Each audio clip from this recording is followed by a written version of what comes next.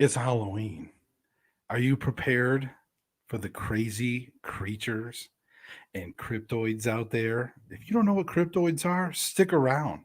We're about to talk about them with a very special guest. Join me in a little bit.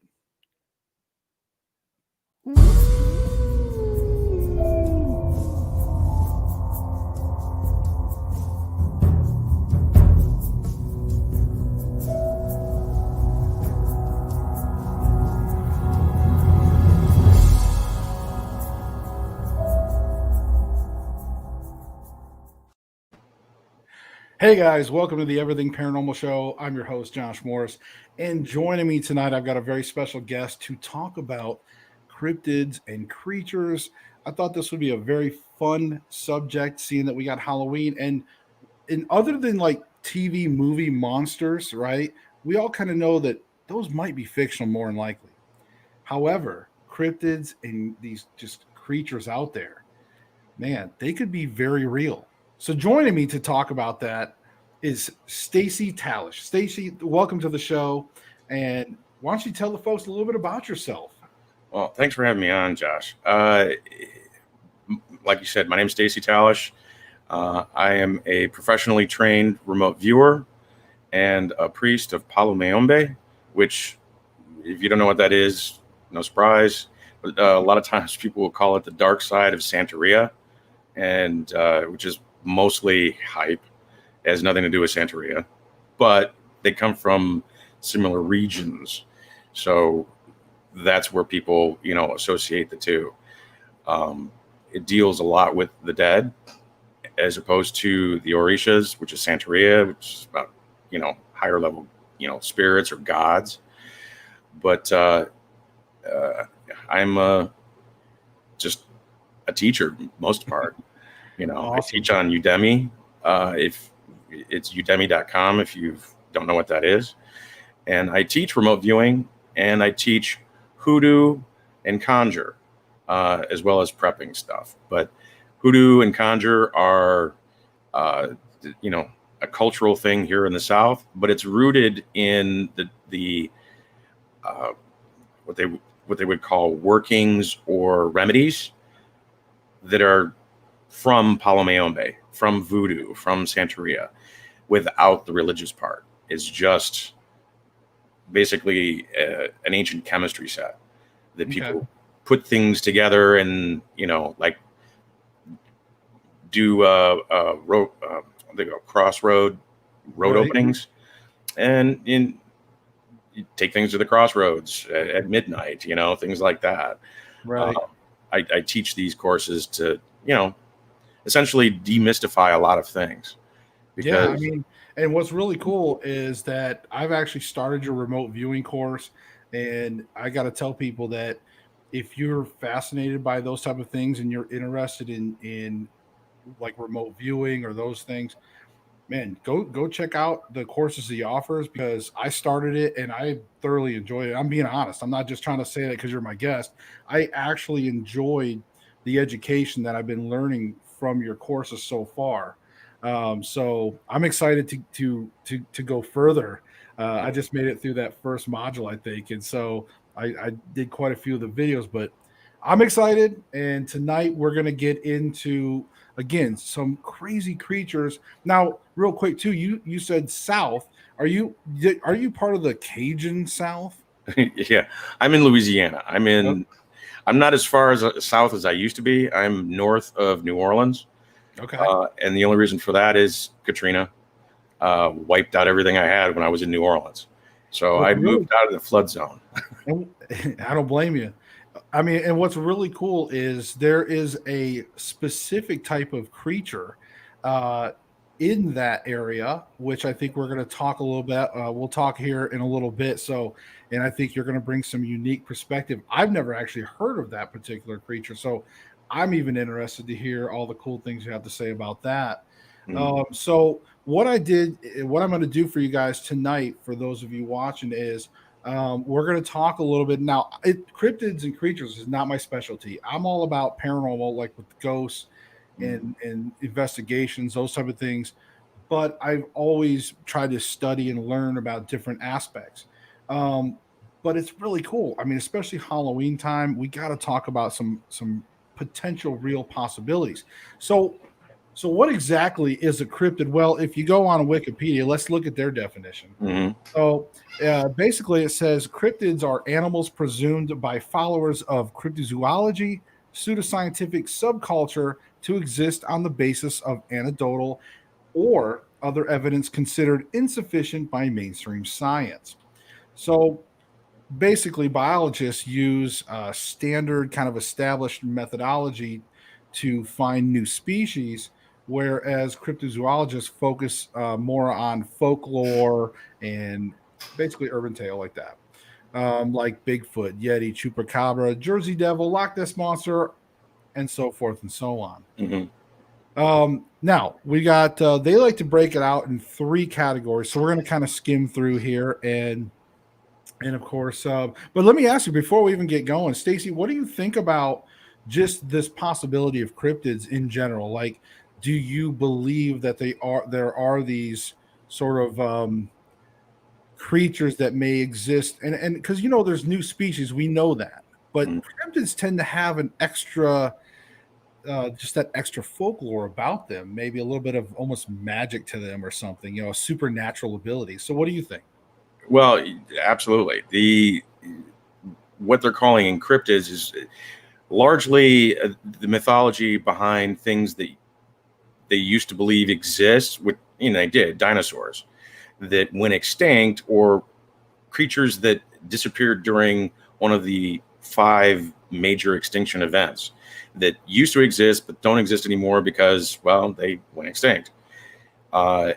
Come to find out, a lot of these creatures, not all of them, of course, but they're always, especially when it comes to sea creatures, they're discovering sea creatures they thought were dead 200 million years ago are in the Mariana Trench, or they're off the coast of India. They're fishermen scoop them up by accident and they're like, whoa, this thing died 200 million years ago. Why is it here?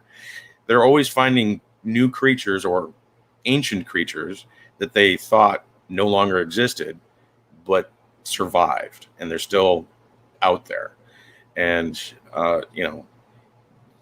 in all reality, science is one of these things where if you wait long enough, every scientist will be proven wrong on all of their theories. Right.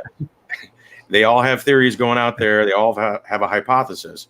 But given enough time, every scientist will be wrong because new stuff is discovered or rediscovered. So yeah, I can't argue with that point. That's very good point. So as we kind of we'll go into the aquatic as you kind of led in there. You talk a little about the out to sea and the ocean, and I truly believe the same thing. There is so many depths of the ocean we have yet to even uncover, and we have found some amazing creatures. Even the giant, the squid. So you can even look at the kraken, right? Right. The kraken is a myth, right? That was just a couple of weeks ago on the list. Yeah. But we're actually starting to find some of these very large squid already, these monstrous squid. So what do you think about the kraken? You think that's a real possibility? Oh yeah, yeah. Before mass fishing became a thing, commercial fishing, there was a lot of stuff that sailors came across that was just beyond comprehension in their day. Giant squid that would, probably look like a whale from underneath. These things would, go after what they thought was a whale, but it was a wooden ship, and, take sailors down with them. Yeah. I mean, it makes sense to me, especially when you look at, okay, if you have some of these creatures like whales, there's a counter. Everything usually has a balance in nature. So if there's these super large whales, you figure there's got to be super large predators. But as we kind of start getting into the list of aquatics, there is, and what's cool is there's so many parts of the world that has, some type of creature, like mythical creature. So for example, in Georgia, there's the Altamaha, or Alti, which looks a little bit like a plesiosaur. Again, very dinosaur-like, much like I don't want to get ahead of myself. And you can kind of, as you kind of go through here now, some of these too, you'll also find some of these legends kind of seem to be universal. You'll see, and we'll just go ahead and talk about it, like Loch Ness monster. It seems like we have a few of those. For example, Lake Erie, Bessie.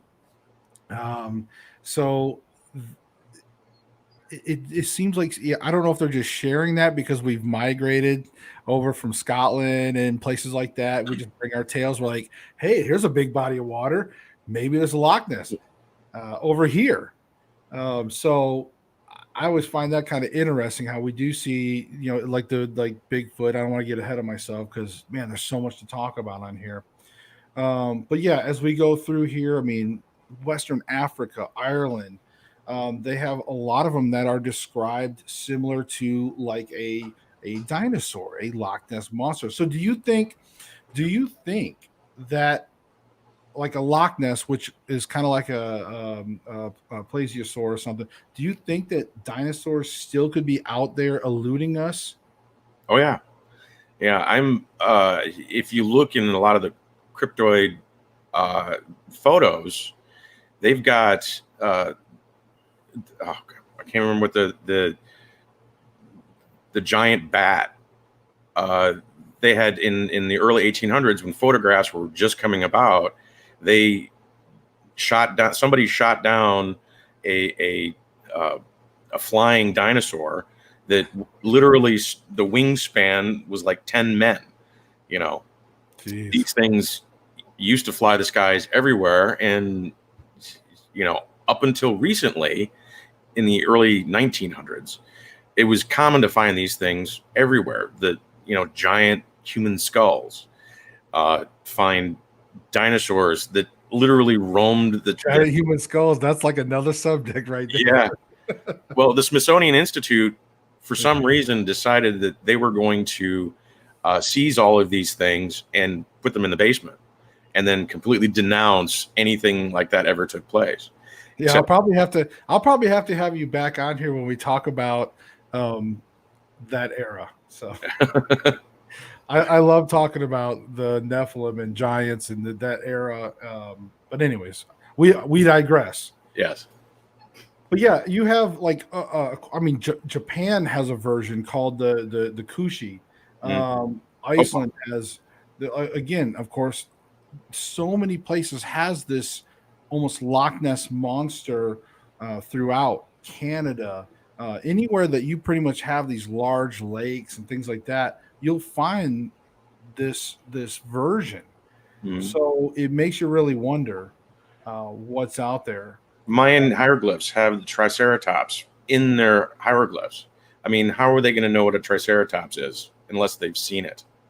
Right. They put these things in their record that this is something that's been part of the human experience. So, a lot of this stuff, literally just generations, were very common. People all over the world saw them. And we've become so civilized that we just don't think they ever, existed in humankind time. So just a quick pause. Facebook user on there says, I'm paranormal investigator, but I am the same. I studied some Flatswood monster. Inga's family said, I'm at work. I'm glad you could at least pop in there. I know was concerned, had sent me a message saying, I got to work on Thursdays now. Hey, you popped in there. That's awesome. Of course, my wife said, hey, nice to see you, Stacey. And she said, sorry, I'm here eating dinner. So she was out, they were playing tennis and they came back. So she's eating dinner while she's watching. So, but yeah, it's good to see you guys popping in there. Hopefully we'll get some more people coming in here tonight too. But yeah, on the aquatics, again, a lot of versions. Of course, you have your sea serpents. But I think, like yourself, I do agree that I think there's some leftovers because there's so many different takes on what the true history is. There's biblical history, there's what people think the evolution history, dinosaur, and there's so many different things. But it does seem as if even if there was an extinction level event that killed off a majority of the dinosaurs, I still think yes. There were survivors, there was some, and maybe some were fizzling out around that time when, like you said, there was a record of like a triceratops and things like that. That could have been that last bit of that breed dying out. Maybe even been hunted and not even recorded. Might have been hunted by early man, things like that. Early fishing before they were even taking records. They may have taken down a kraken and cut it all up into squid bait. You know, I mean, Calamari is good. yeah. So I mean, it's hard saying. So I want to move away from aquatic because that's boring to me.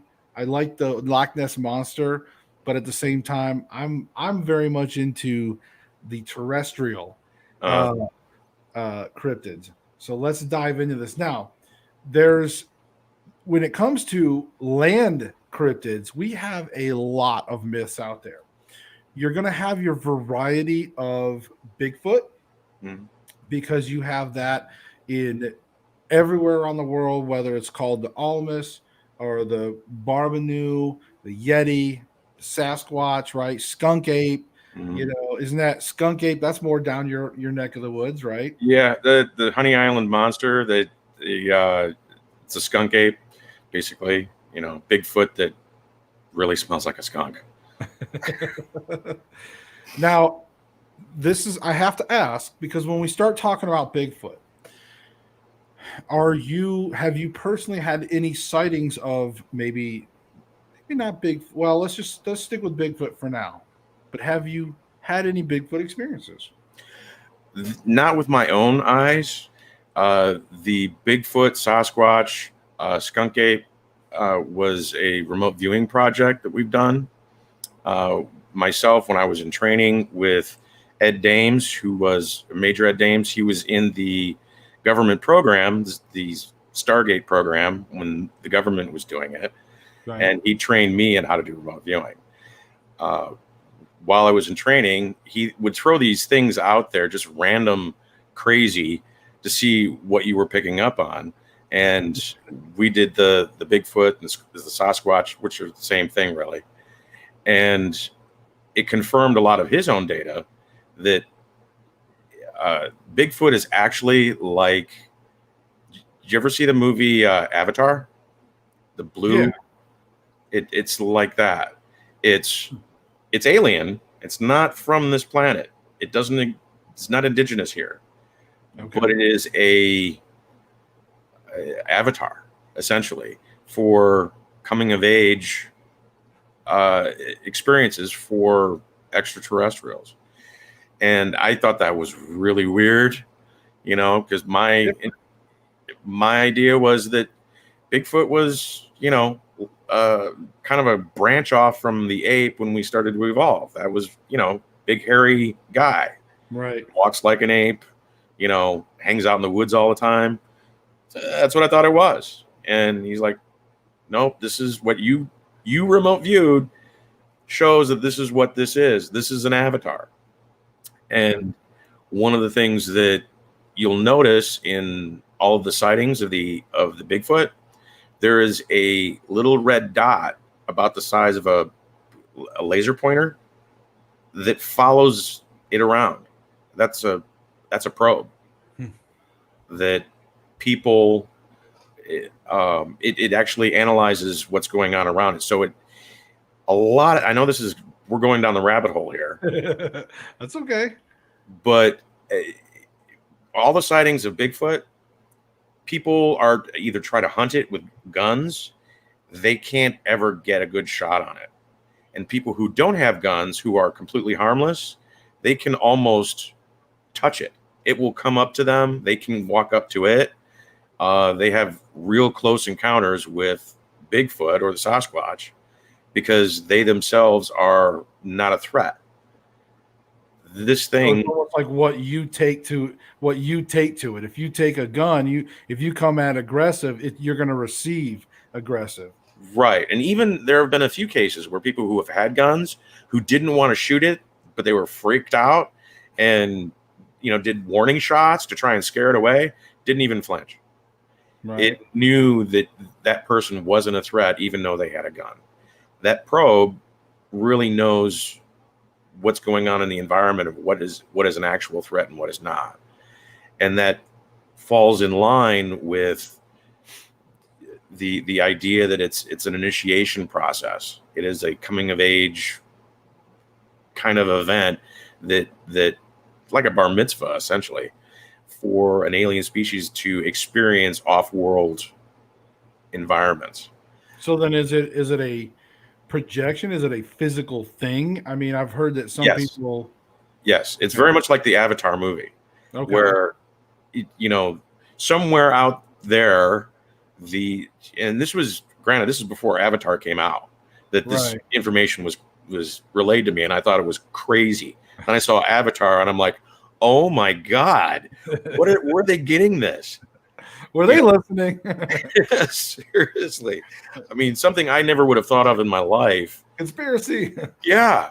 Well, you know, Ed Dames does do consulting for movies sometimes, but I don't think that was it. But yeah, that was, you know, some of the stuff. So if their bodies are like an avatar, do you feel like, so what happens when they're not in use? Is there like a cave somewhere they go and they dock their bodies or something, or where it was not being found, or they literally disappear? Okay. They don't, you know, whether they're beamed up, they, you know, have some kind of portal or something like that, because they've tracked, they haven't been able to figure out why they have these giant feet that they, you know, track through the woods, and all of a sudden they just disappear, and they didn't know why. And so what do you think of the Patterson film? You know, the original, the you know, because the Patterson film, supposedly they debunked it, supposedly they didn't. They said no, you do the measurements, and they said this is legit. Like you can't have a human like that. It's legit, but the films that came out after that by Patterson were not. A lot of times, you know, science, you have to be able to, in order for it to be science, you have to recreate it. And he basically turned himself into a fraud when he tried to recreate it in a monkey suit. Right. So the first one was real. The ones after that, where he tried to recreate it, those were all fake. And because that's what I always thought, that because like I watched that one. Did you see that one, like where they actually scientifically took the measurements of the joints and things like that, and they said, look, these proportions, there's no humans that really match this. It would be a very, very small percentage of the world that could even match those proportions. It was crazy. So yeah, I think that's interesting. And sometimes people say, well, if he was faking things, sometimes people don't understand. You can have two things. Like, just because he was faking doesn't mean everything was fake, you know, or that one was fake. You know, it just means that, hey, he was probably riding the success.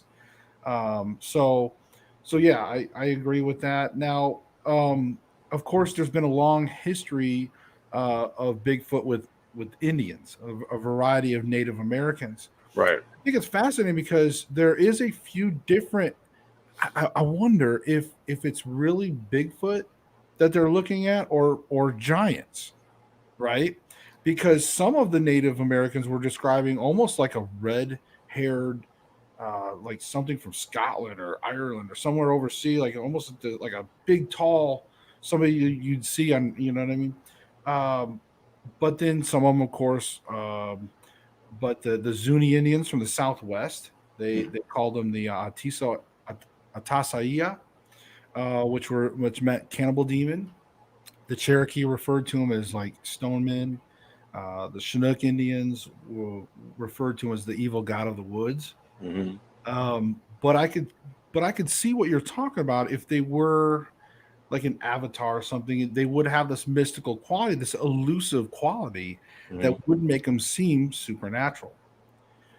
And you said that you did have one of your theories, which was something I also entertained, was that they were just a step in the evolution that just, you know, didn't quite get there. We have found other Neanderthal versions of things out there. So I get that. Do you ever entertain that they're not an avatar and that they could be a hybrid from thousands of years back? that they could be a hybrid creature. Not the Bigfoot Sasquatch anymore. Like I was saying before, uh, with the giants and the skulls and the things of that uh, the Smithsonian's been hiding. Right. You're right on being the redheads. They found hair in those same caves where they find these huge, massive skulls, and they're red hair, like as ginger as you can get. But they're not. The hair itself isn't enough to cover the whole body. It is literally head-on hair, right, that they're finding, and the giants, whether they're, there's a whole thing on whether or not they're aliens or whether or not they're the fallen angels. I forget what we were talking about before. are you talking about with the cryptids with Bigfoot and whether they're hybrids? No, well, the fallen angels who were half angel, half human. Right. That whether aliens came down and crossbred and created these things, or whether they're angelic that actually created these things. Right. We could go down the rabbit hole with that. But there's so many theories on that, and the remote viewing that I've done has been sketchy at best. Right. Because they veer off for whatever reason, there's a bias in those that we can't sort through. They exist. They did exist, because anything that you can remote view, person, place, thing, or event, anywhere in space-time, if it existed anywhere in the universe, you can remote view it. But for some reason, these giants are really ambiguous. Whatever your bias is, whether you have a religious bias or whether you have a scientific bias, it'll skew it one way or the other, and you don't even know why. It's crazy. Now, do you think there is that maybe, and I'm just shooting from the hip, but do you think that could be because there's maybe a mixture of possibly like animalistic features or something that could be skewing that? Well, the only thing that I can think of is that there's something that is hidden. And for some reason, the database in which the universe functions with remote viewing is shielding consciousness, shielding whoever is doing the remote viewing from too much information. Right.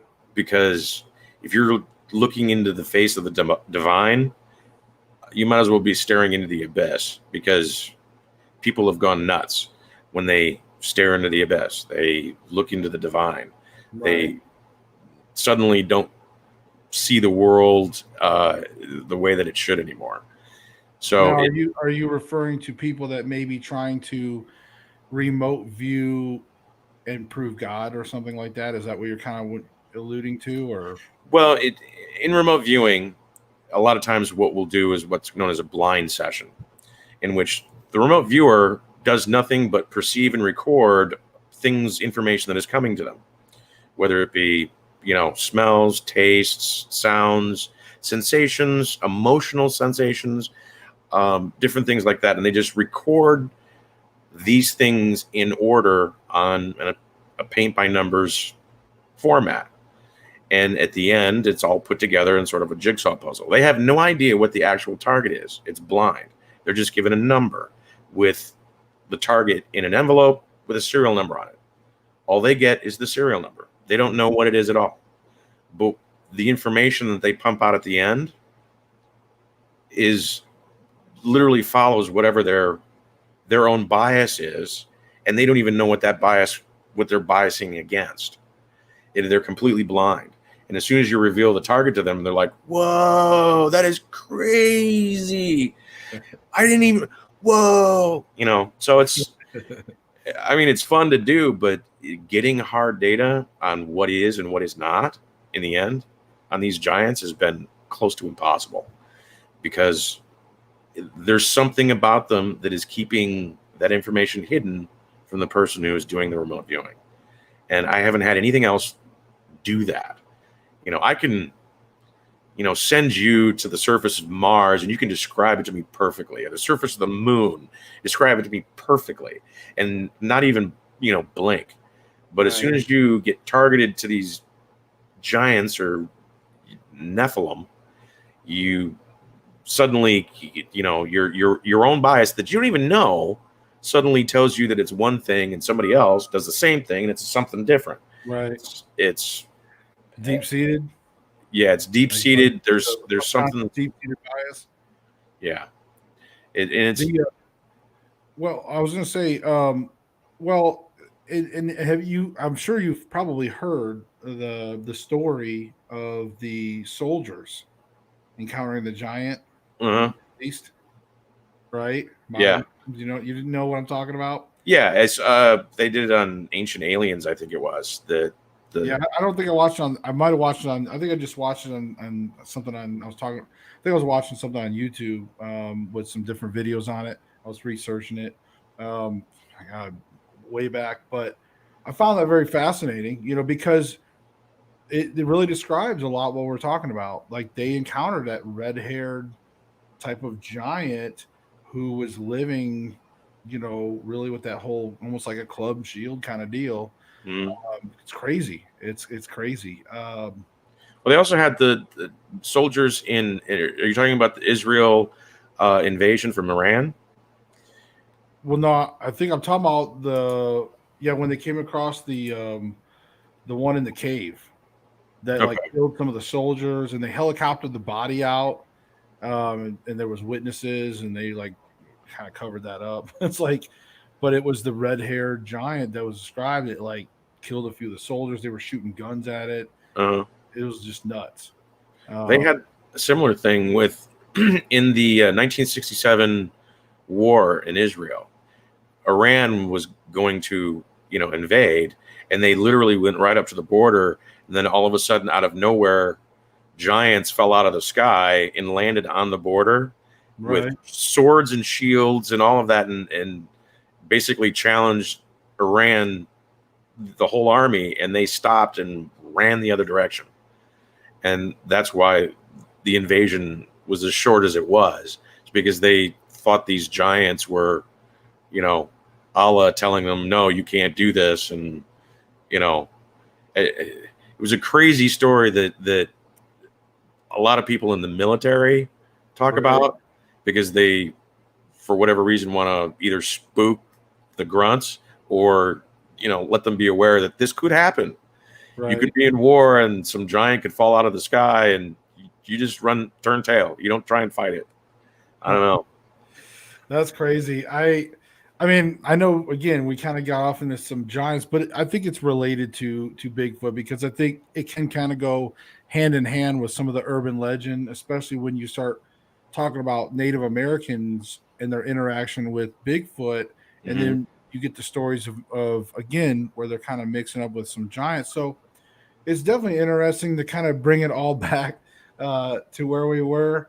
So Bigfoot, yes, I think that there's, again, to me, there's just those couple possibilities that it's either going to be a real species. Most people seem to either have that kind of, either you believe in it, or, well, if you may not believe in it, or you may believe that it's either a real species or something supernatural. And even if it, like with yourself, like when you talk about being an avatar, it's still supernatural. People are going to consider that supernatural. So it's really either it's going to be, do you believe it's a real species or do you believe there's something supernatural out there? I've always tend to lean toward something with supernatural. The avatar theory sounds awesome.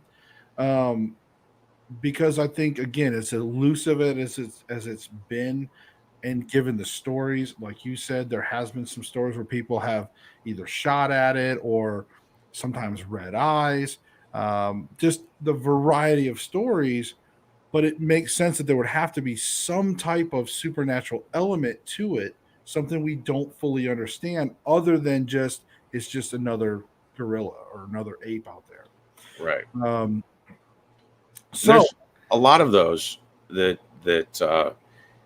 species that visit our world, our planet, are very common. so much so that we probably don't even notice it. Like the avatar, the Bigfoot, that species, there is no other species besides an elephant that can actually have its pound per pound strength.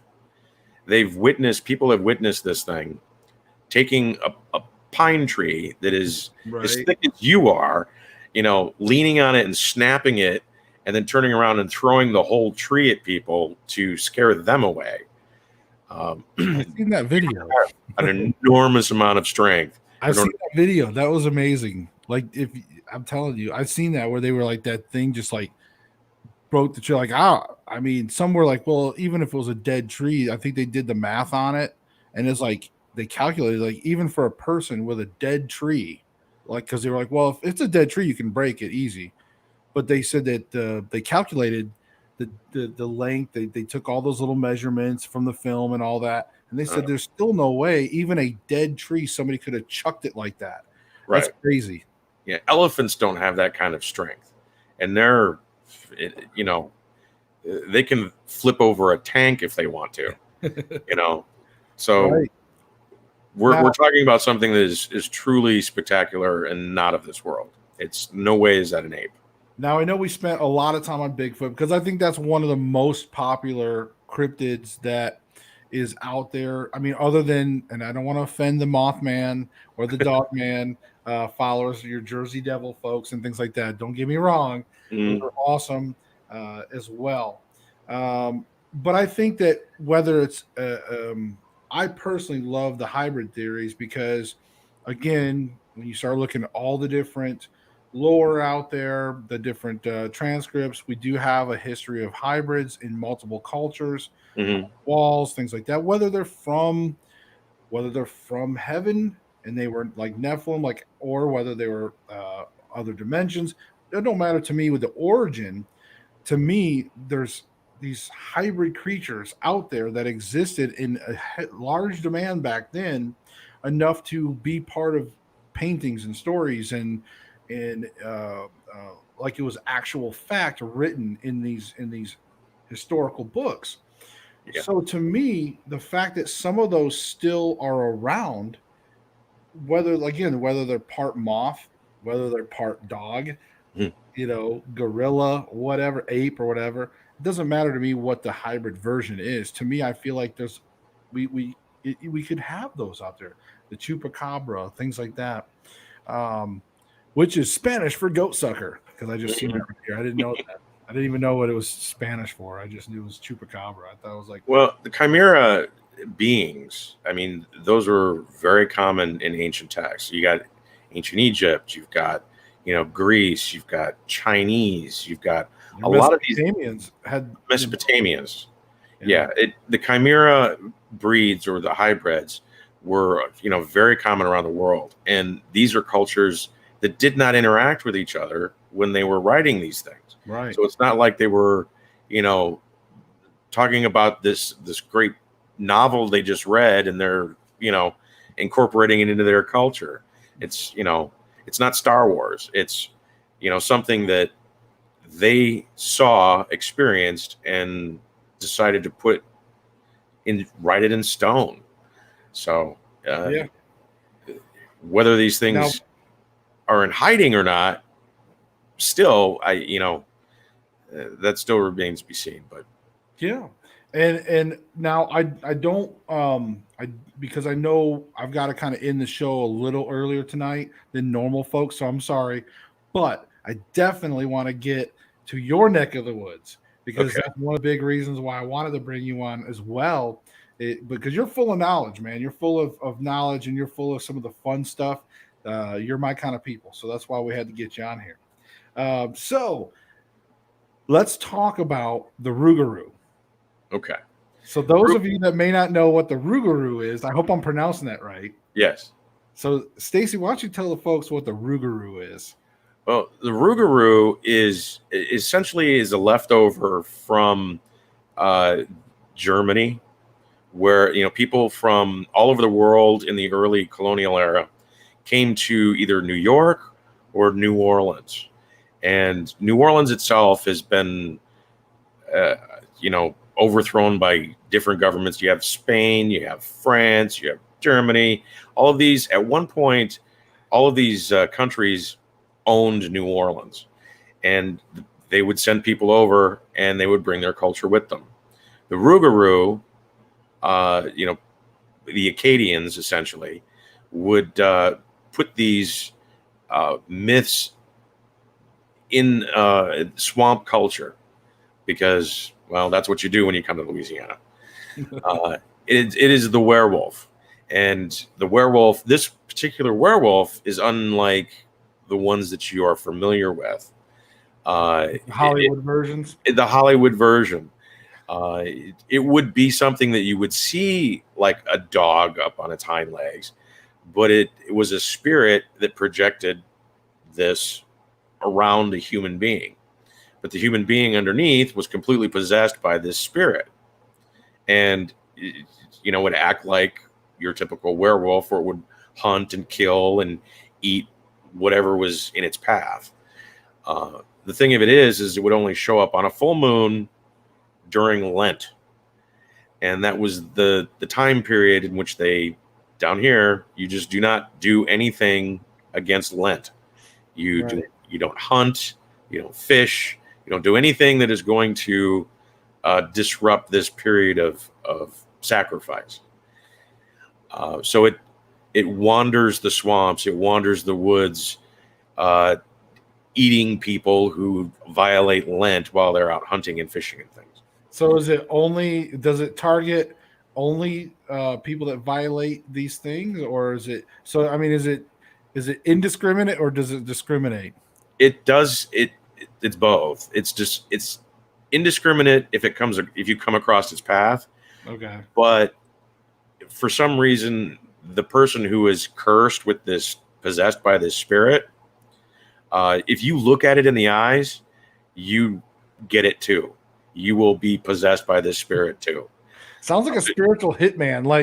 Like it's gonna go target its mark, but if you happen to stumble upon it and witness it, it's gonna take you out because you're the witness. Yeah. I looked at it in the eye. I just witnessed it. God dang it. The funny thing of it is it has OCD.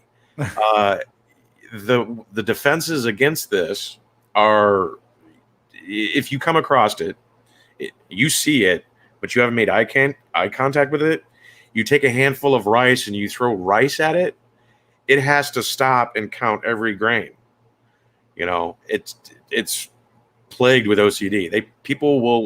I'm not kidding. People will hang spaghetti strainers in the trees around their home because the Rougarou has to count all the holes on the spaghetti strainer, and it gives you time to flee if you know that it's there. It's a huge cultural thing down here. People will put bottles in trees to catch the evil spirits. They'll hang spaghetti strainers to distract the Rougarou. It is a living, breathing mythology down here that people just don't poo-poo away, especially the deeper you get in the swamp. That's crazy. I lived in the panhandle of Florida for like 13 years. I visited, New Orleans. I visited Nolans like, 5 or 6 times maybe in those years. And, I've heard of like the muffaletta sandwiches and stuff. I've heard of some voodoo stuff. And, if anybody doesn't know about a muffaletta sandwich, it's interesting because I hope you like olives. Yeah. I liked it. It was interesting. I had oyster po' boys are my favorite. Yeah, the po' boys, but you got to be careful not to get ripped off down there in Bourbon Street because, man, I'm already getting distracted, but yeah, me and my buddy, we had they brought us out like a $60-some bill, and we had like a sandwich, like at a beer back then, and it was like $60-some. We're like, bull crap. And they were like, all right, and they brought out the real bill. They just thought maybe we'd pay it, Anyway, well, people get drunk and then they just, we were there in the daytime, and like during lunch, there was like nobody there. They don't care. Doesn't matter. People are drunk there all day. Right. And it smells like pee. Yeah. So, you know what I mean? I mean? French Quarter smells like piss. Anyways, again, I digress. But I never heard of the Rougarou. I mean, it's weird, but that's awesome. I love hearing about it. It's so cool. So it almost sounds like almost like a spiritual possession. I mean, can anybody, It's if they're very much like the Wendigo, the Native American cannibal spirit, where it, it is the epitome of hunger. is this summoned? Is this something that can be summoned? Is this like an elemental type of thing? Can it be summoned, or is it? Because you said it was like a projection around a person. So is that person living? Are they conscious? Like, how does that work? Well, it is a possession, so that person goes away, and the spirit itself is what comes forth. I've been in seances where I've seen people physically transform. Their faces will, a very petite feminine woman will turn into, the head in their face will turn into a very strong jaw, almost like a Hulk Bruce Banner kind of transformation, where they Right. have very subtle features from who they really are to what is actually in possession of them will completely change their outlook. And that is a projection from the spirit. They're not physically, their bones aren't changing, their eyes aren't shifting or none of that.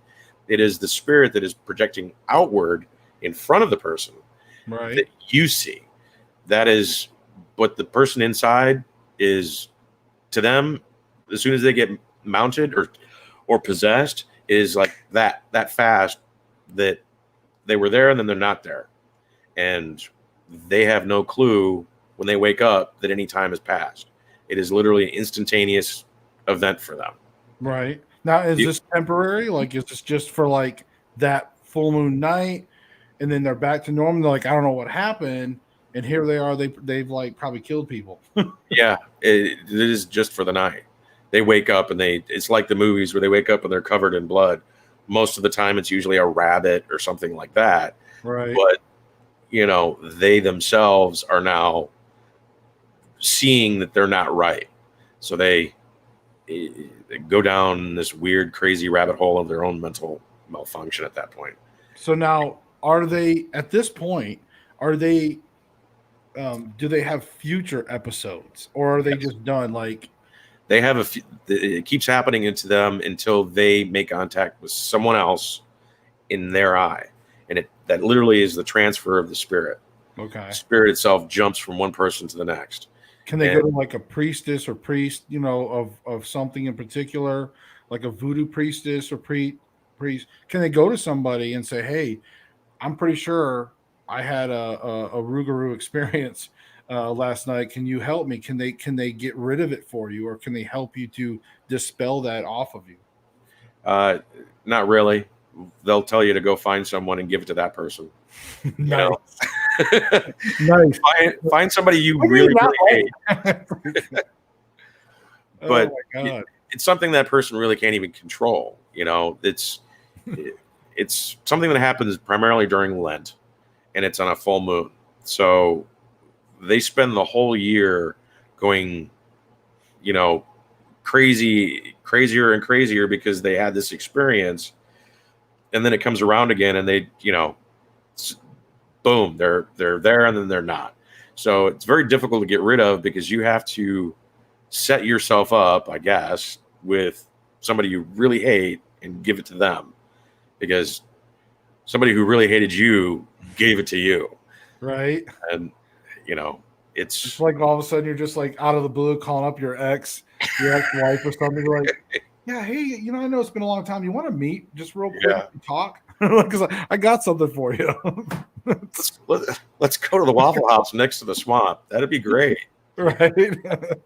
See, this is why I avoid the Cajun area, man. There's a lot and I know that voodoo is actually a lot about love and things. It takes a real bad rap. It does. Yeah. With the doll stuff, but there's so much to voodoo, and there's so much to a lot of what goes on in the Cajun experience. But it's definitely crazy. If you to me, you got to watch your step, man. Like, you don't mess with Cajuns. Like, you just don't. Yeah. Well, they're very old school in the way that they deal with things. If they don't like you, they'll either curse you or shoot you, one or the other. You know, So as we start to wrap up toward the tail end here, I want to give you a chance. I want to say first of all, thank you so much for coming on the show tonight and sharing some of your experience. And I hope that we can get you back on here for some other episodes. I'd love to bring you back on if you're willing to and talk about like remote viewing and actually talk about some of these things. I think people would love to hear about that a little more in depth. And because there's something definitely it's always fascinated me. And of course, a lot of people whenever you talk about it too, they always bring up the CIA programs in the past, stuff like that. right? So I think it'd be really cool, for you to come back on sometime but yeah, I really appreciate you coming on tonight. If you want, tell the folks a little bit about what you got going on, and I know we touched on a little bit in the intro, but what do you got going on? What can the folks do if they want to find and learn more from you? Well, I have an account on udemy.com. It's udemy.com. You if you want to find me, you can just type in remote viewing. I'm the only person on the site that actually teaches it. Uh, you'll see a list of my courses. There's like 7 courses on remote viewing, and they're all accelerated. The more you have a basics course, an advanced course, a master's course, and it keeps building upon that, so you can actually use remote viewing in everyday life. How you can get past a lot of the pitfalls that people normally experience and use remote viewing in a practical sense. I was in computers for 20 years in IT, and I'm all about practical application. Right. If you've got a problem, there are 100 ways to skin a cat, but you have the ability within you already to fix those problems, even though that you don't even know what they are. Right. You have the ability to find that out. And remote viewing in a practical sense, used in the real world, is what a lot of people are really looking for in solving their stuff. And it's not like The Secret where you wish things to happen and it happens. And even remote viewing itself, the terminology is a little bit of a misnomer. It's more of a remote sensing, because you use all of your senses, your eyes, ears, mouth, taste, touch. All of your senses are utilized in order to determine what is going on at a particular site. And I teach you how to do that. Yeah, and you do well. You do well. I enjoy, like I said, I've already been in that first section, and I really did. I can honestly look everybody in the eye and say it is actually a good course. I really enjoy. I've never had that. I've never had somebody even offer that. Obviously, I've never seen a course where you can do remote viewing. And I had my own misconceptions about it. Even being in the paranormal world, like I don't know everything. I've studied a lot. I've talked to different experts over the years, but I've never really. There's certain things you just don't always dive into. And I always thought remote viewing was fascinating to me. Um, and because I had, of course, saw a lot of the stuff with the CIA and things like that, I thought it was. I was like, man, this is. Well, there are side effects to it. There are some side effects to it that you may already begin to experience. Because you have 2 minds, really. You have a conscious mind and an unconscious mind. And in between, there's what's known as the limen. It's where you get the word subliminal. Right. That is sort of the gatekeeper or the faucet between your psychic self and your thinking self. When you start doing remote viewing, that faucet starts to open up a little bit more. So you'll start to sense things more frequently. Your intuition will start talking to you, and you'll start having incredibly vivid dreams. You'll start to know things that you shouldn't know and don't really realize that this is what's happening at the moment, because you're training yourself to listen. And that's really all this is listening to your unconscious mind. And when that starts coming forth, it'll surprise you in happy ways, probably. Well, and the only way I can relate to that so far is that in our career, we have had an intuition when we go to investigations. We've had certain intuit that like feelings. My wife was very sensitive to her intuitions, um, and and I noticed what you said too. One thing I noticed too is it makes sense now that we like a lot of times after investigations, yeah, we'll maybe have dreams about things and we'll talk about it then, like over the next few days we'll be like, man, do you have this dream? And I never, now that you bring it up, I'd never really consciously thought about that. But yeah, that makes sense that, after some of these investigations, using our intuition and I noticed too, it's like if I do a lot of investigations, if I'm out and I'm in tune with myself a lot more, I'll be a lot better at it. Mhm. When I quit and I close down my mind, and I just get back to work, and I don't. It's like it goes back away a little bit. My intuition starts fading out again. So it's definitely something you got to keep tuned up. I think for sure. Yeah, I don't ever invited to investigations at the beginning. I'm usually invited when everything goes bananas to clean it out or to stop what's going on or to fix what is the worst case scenario. I don't ever get to do the cool stuff at the beginning. I'm always like cleaning up afterwards. Right. Well, listen, it was amazing talking with you, Stacey. I really do hope you come back. I had a great time. Anytime. Um, Anytime. Stick around as we go off the air here. But guys, just want to say thank you so much for tuning in. Uh, and remember, you can always pick up my book, My Paranormal Guide to the Spirit Realms, on Amazon in paperback or ebook. I have not done an Audible version yet. I haven't had the time to sit down and record and read my book. So that would be cool. My wife keeps wanting me to do like an Audible version, uh, even though she did read it. She's like, man, do an Audible version. I'm like, so it's been like a year, so I probably never will. Make her do it. But guys, thank you so much for joining us. Remember, folks, seek the truth. We'll see you in the next one.